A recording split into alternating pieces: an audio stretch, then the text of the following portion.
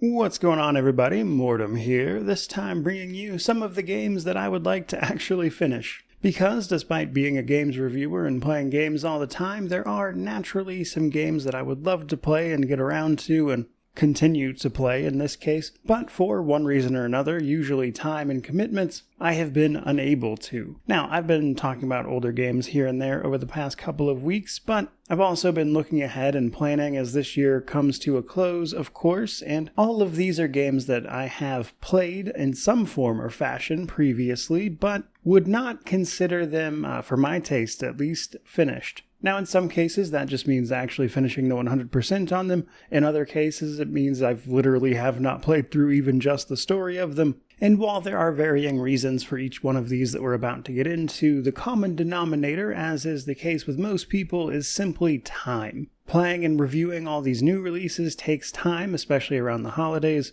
Going through older games just to kind of see what they're about and experience them for myself also takes time, and sometimes those things are more relevant to the channel at any given moment than the games I necessarily want to get around to on my own. And this list is kind of more centered towards that, the things that I would like to get around to. But it's a bit of a struggle to fit into my schedule for one reason or another. And so, with that out of the way, let's actually go ahead and dive in here. So, kicking it off with a fun one, or two technically, which is Shadow of War and Shadow of Mordor. Both titles, perhaps best remembered for their pretty innovative, especially at the time, Nemesis system. Set in, of course, Middle-earth, Lord of the Rings, all that. Centered, in this case, around spreading fear and terror through the lives and tribes of orcs and things that you'll be massacring your way through, with the Nemesis system making them especially memorable, as that system allows for individual orcs to rise up through the ranks and remember their interactions with you. And there's a whole system of playing around with those interactions to make like unique missions and opportunities to take out leaders and stuff. It's a really cool system.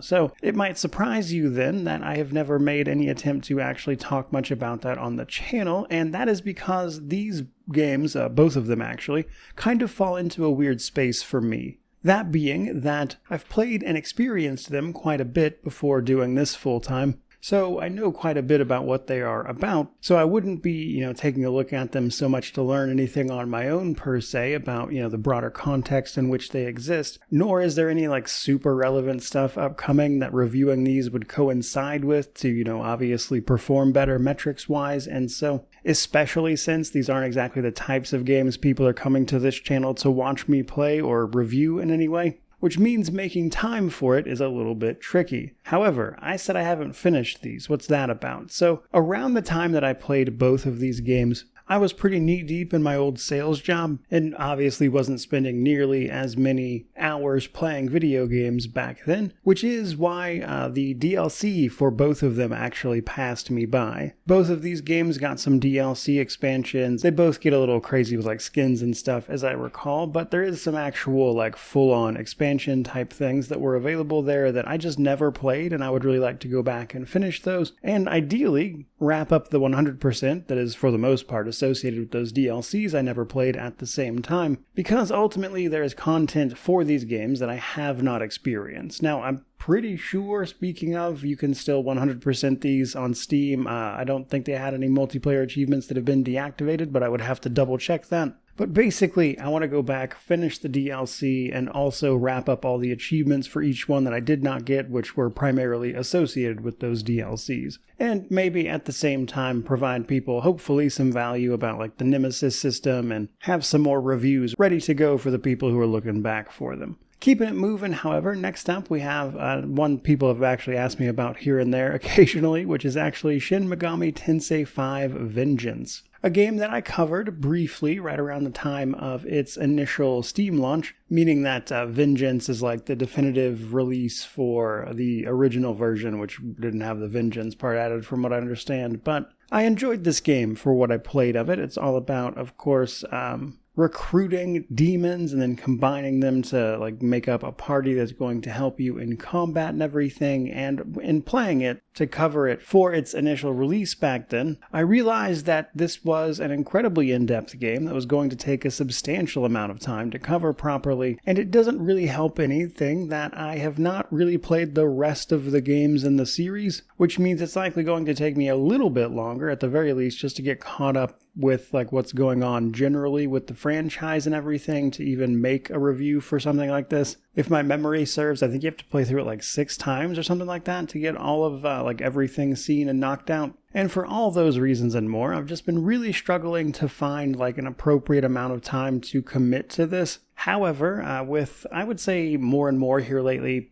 me playing JRPGs and everything, it's still a game that I definitely want to get around to, like I want to finish this, but making time for this game has just not been something I have been able to do in the face of everything else going on. But from the tiny bit I have played of it, I do get the feeling that I'm probably going to love this, which is a big part of why I think it's going to take quite a substantial amount of my time away from me, and I need to plan accordingly for that. But number 3 here, I think, is actually one that's going to be really fun because I'm going to say what it is and everyone's going to be very confused, and that is actually the original Pillars of Eternity, which is a game I have covered extensively, so when I say I haven't finished it, I imagine people will have some questions, and obviously, please allow me to answer. This comes down to 2 things, really. The turn-based mode that was recently put into beta that they're working on, I would like to cover that, especially when it's in its final form. That is to say, play through the game with that experience, but also, not all that long ago, earlier this year, I finished up the Ultimate for its sequel, Deadfire, which is this big crazy challenge. But the thing is, the version of that challenge in Deadfire is not the original. The original Pillars of Eternity has an achievement called the Ultimate that the challenge in 2 takes its name from.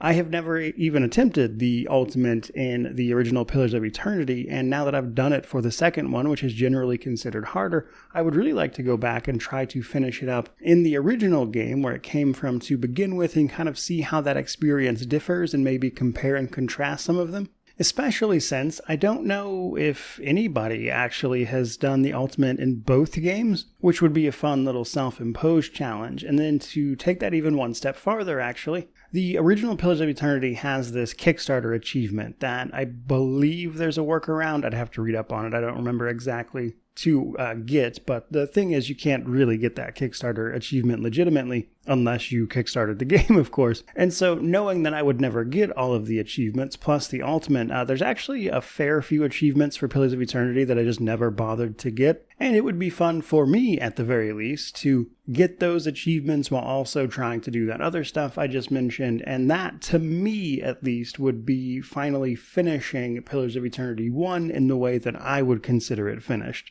And let's be honest, any excuse to play Pillars of Eternity at this point would be fun for me. So there is that, at least. Coming into number 4, however, we have an interesting entry in the sense that it's one of the only 4X games I've ever really enjoyed, and that is Solium Infernum. A game that puts you in the twisted machinations of the archdevils of hell that I also really, really enjoyed. So much so that I've actually been playing games of it here and there on my own, and I'm getting perilously close to actually finishing up all of the game's achievements finally. Mostly against the AI, to be honest with you. I don't have any interest in playing this against actual people, but since this game's initial release at, I think it was like the start of 2024, I've been playing it just in like random little bursts when I've had time. And at this point, I really don't lack much. I would just need to play a couple of more games in order to wrap up the few things that I am missing. However, all of that is in service of playing more Solium Infernum. Now, generally, I'm just not a big fan of 4X type of games, but for whatever reason,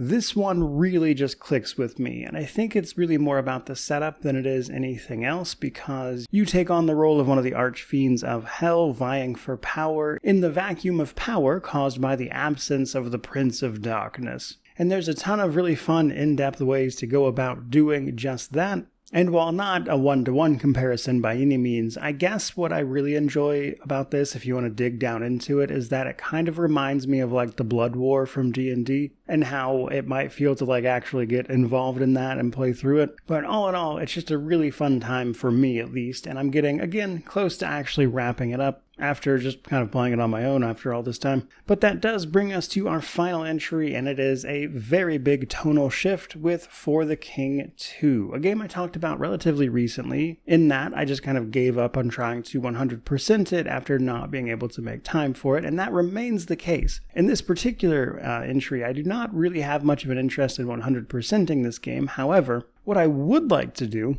is finish up the main campaign and hopefully, at the very least, try to rope my son into playing it with me, as it does have a co-op feature. So my son is about to turn 7, and he's at a good age for getting into video games outside of just, some of the more simplistic stuff that he's been playing up to this point that's really more about like building and crafting and stuff like that. And so I would like to kind of get into some RPGs with him at the same time, or at least kind of broaden his horizons and sort of expose him to the types of games I like to play at the very least. And I'm thinking that For the King 2 might be just the ticket for exactly that, because it is relatively kid-friendly, and given the game's admittedly roguelike nature, I think I could sort of push him in the right direction of using trial and error to work his way through various problems and individual situations and how those patterns might arise throughout those experiences. And I'm hoping maybe I could even coincide this with the launch of the Steam machine, which is supposed to be happening sometime in early 2026.